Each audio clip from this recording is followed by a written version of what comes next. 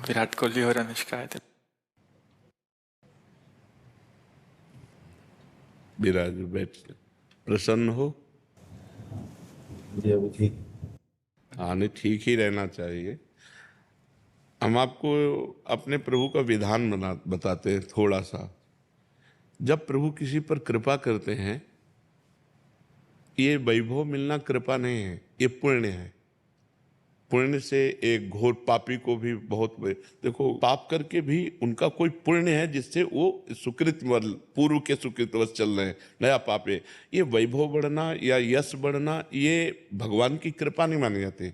भगवान की कृपा मानी जाती है अंदर का चिंतन बदलना, जिससे आपके अनंत जन्मों के संस्कार भस्म होकर और अगला जो है वो बड़ा उत्तम होगा। अंदर के चिंतन से होता है, बाहर से कुछ नहीं होता। मात्र अंदर का चिंतन। अच्छा, अंदर का चिंतन हम लोगों का स्वभाव बन गया बहिर्मुखी।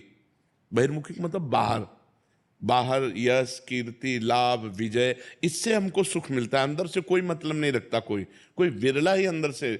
अब क्या होता है, भगवान जब कृपा करते हैं तो संत समागम देते हैं, फिर दूसरी जब कृपा होती तो विपरीतता देते हैं, और फिर अंदर से एक रास्ता देते हैं। ये मेरा रास्ता है, ये परम शांति का रास्ता है, ये शांति का रास्ता नहीं। भगवान वो रास्ता देते और जीव को अपने पास बुला लेते हैं। बिना प्रतिकूलता के संसार का राग नष्ट नहीं होता। किसी को भी वैराग्य होता है तो संसार की प्रतिकूलता देखकर वैराग्य होता है। सब कुछ हमारे अनुकूल है तो हम आनंदित होकर उसका भोग करते हैं। जब हमारे ऊपर प्रतिकूलता आती है तब ठेस पहुंचती है कि इतना झूठा संसार, तो अंदर से भगवान रास्ता देते हैं, ये सही है। भगवान बिना प्रतिकूलता के इस संसार को छुड़ाने का कोई भी औषधि नहीं रखी। आज तक जितने बड़े महापुरुष हुए हैं, जिनका जीवन बदला है, उनको प्रतिकूलता का दर्शन करके बदला है। तो कभी प्रतिकूलता आए तो उस समय आनंदित हो कि मेरे ऊपर अब भगवान की कृपा हो रही है, कि मुझे सतमार्ग में चलने की प्रेरणा मिल रही है। अगर सतमार्ग छूटा हो, ये सब तो एक सेकंड के लिए आप विचार कीजिए। अब अपना सुधार कर लो, अपने जीवन को सत्य में ले आओ, तो अगला जो होगा वो बहुत जोर का होगा। चाहे जन्म हो तो श्रीवान कुलवान धनवान वैभव संपन्न ऐसे, और भक्ति की अनुकूलता, भक्ति की अनुकूलता।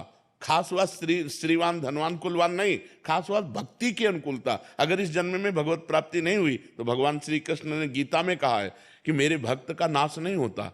मैं कुलवान धनवान श्रीवानों के कुल में जन्म देता हूं और फिर पुनः भक्ति का माहौल देता हूं, और पूर्व का जो भजन छूटा हुआ हो वहीं से उसको।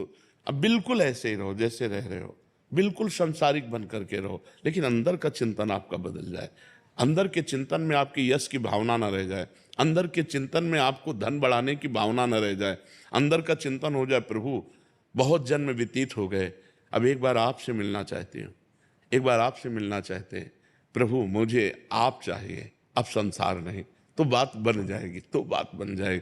तो इसलिए आनंद पूर्वक भगवान का नाम जप करो, बिल्कुल चिंता मत करो।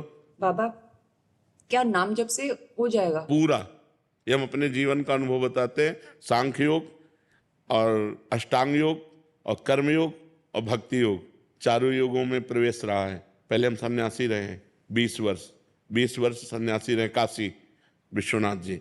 तो हम सांख्य योग, अष्टांग योग, जो अष्टांग योग है ना, अष्टांग योग कर्म योग, इन तीनों को अच्छी प्रकार जान करके और फिर भक्ति योग में आए हैं। स्वयं भगवान शंकर से बढ़कर कोई ज्ञानी तो नहीं ना, सनकादि से बढ़कर कोई ज्ञानी नहीं। वो हरिशरणम हरिशरणम सनकादि हर समय जपते रहते हैं। भगवान शिव राम राम राम राम राम राम जपते रहते हैं। हम वृंदावनवासी प्रिया प्रीतम के उपासी, तो जो राम में राह है वही राह है, जो धा है ये रस देने वाली वस्तु है। तो हम राधा राधा राधा राधा, मतलब आप ये समझो कि हमारी इतनी तार्किक बुद्धि रही, हमारी श्रद्धालु बुद्धि नहीं रही।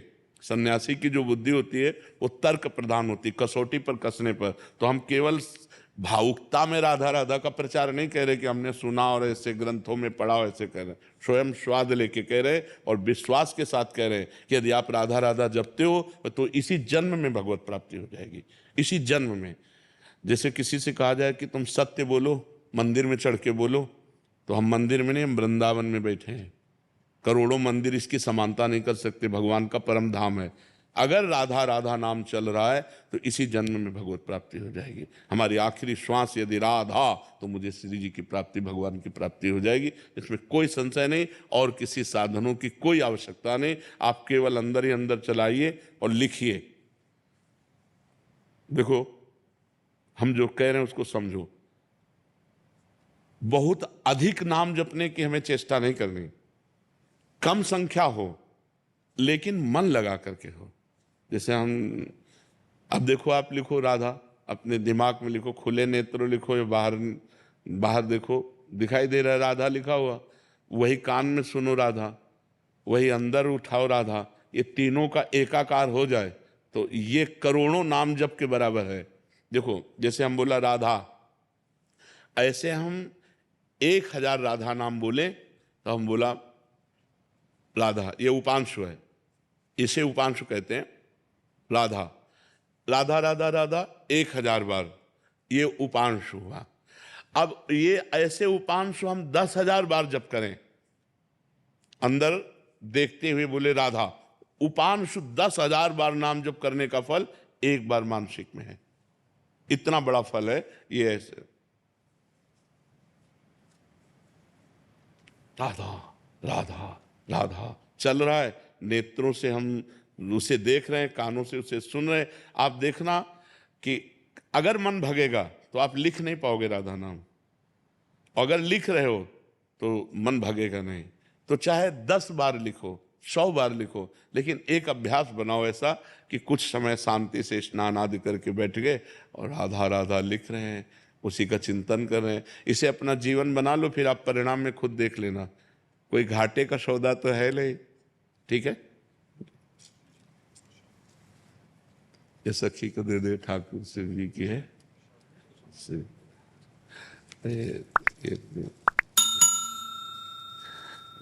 खूब आनंदित रहो, नाम जप करते रहो, प्रसन्न।